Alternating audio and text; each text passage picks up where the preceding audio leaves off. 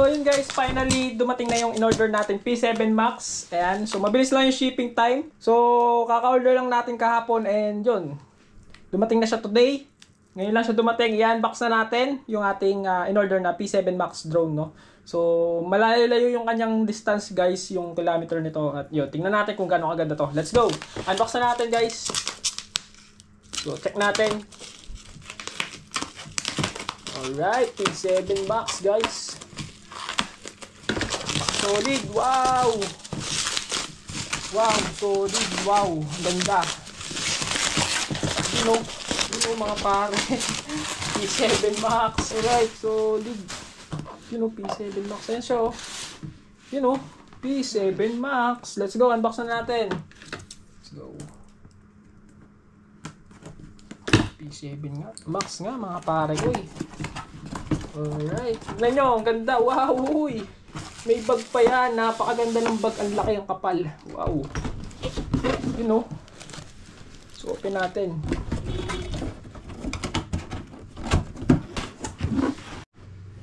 Guys, grabe. Napaka-solid P7 Max. Nakalagay dyan ng drone. Wow. Tingnan nyo yung bag niya. Bag pa lang. Napakalupit. Laki. Parang ano lang ah. Open natin. You know. Wow. Ito yung manual niya guys.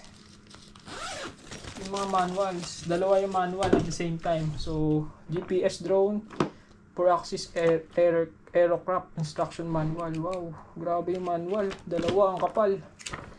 So yun, tapos pakita ko sa inyo. Ayan, ito yung ating controller, yun know. Wow, yun yung controller niya, ang ganda. Screen touch remote control. Wow, ang ganda guys. Wow! So open natin. Yun, tanggalin natin sa box. Grabe guys. You know. Sealed yan guys. Wow. So unsealed na natin. Wow. Grabe ganda. Solid pare. Ang laki ng controller guys. Ang laki. So yan yung controller niya. Wow.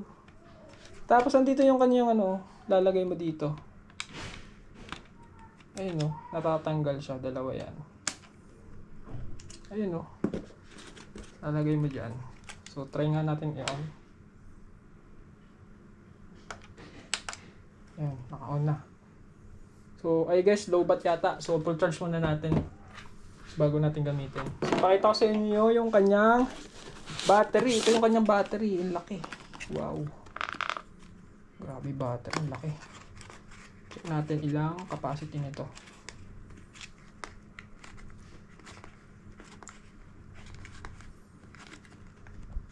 So yan yung battery niya, laki. Mamaya natin buksan.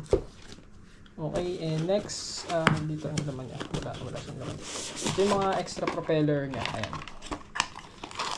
Wow, ganda. Wow, dito yung mga propellers.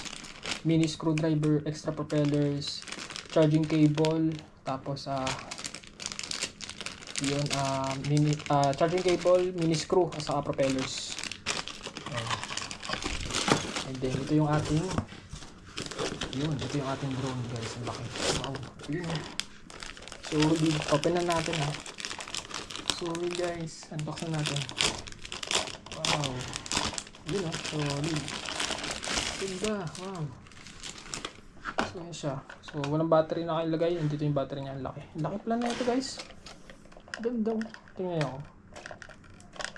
Yun laki. Laki guys.